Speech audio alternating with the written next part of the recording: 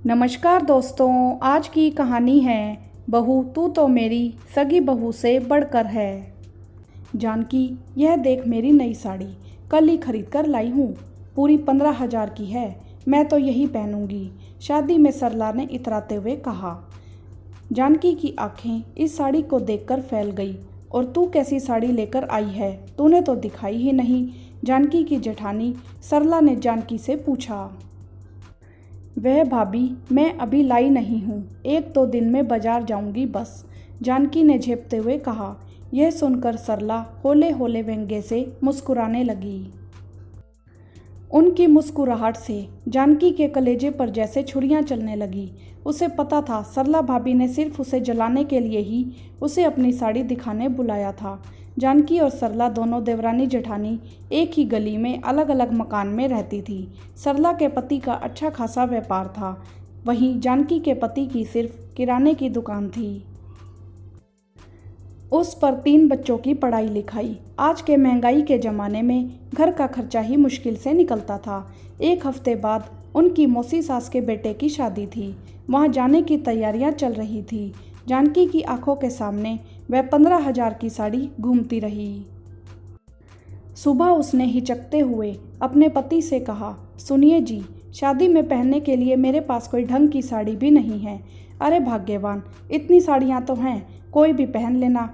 नहीं जी, सरला भाभी तो पूरे 15,000 की साड़ी लेकर आई है शादी में पहनने के लिए, जानकी ने अपने पति को बताया।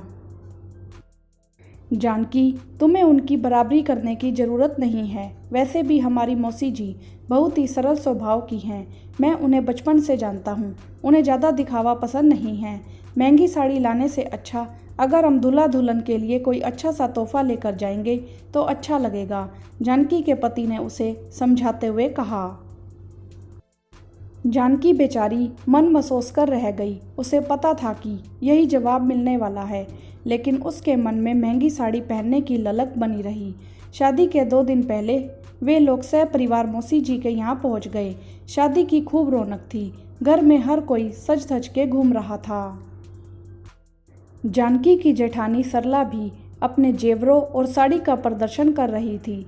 अपना ध्यान उधर से हटाने के लिए जानकी ने खुद को घर के कामों में व्यस्त कर लिया। एक कुशल गृहिणी की तरह उसने सारा काम संभाल लिया।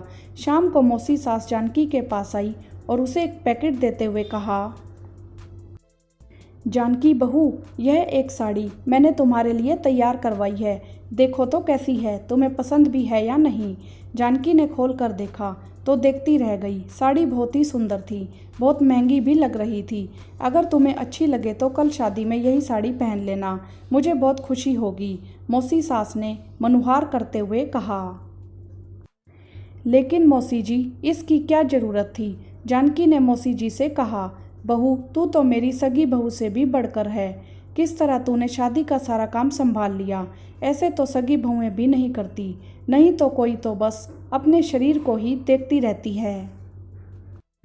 मौसी जी का इशारा सरला की तरफ था। जानकी की साड़ी देखकर सरला की छाती पर जैसे सांप लौटने लगे। मौसी जी, मैं भी तो आपकी बहू हूँ ना, फिर मेरे लिए आप साड़ी क्यों नहीं लाई? सरला ने छेड़ते हुए कहा।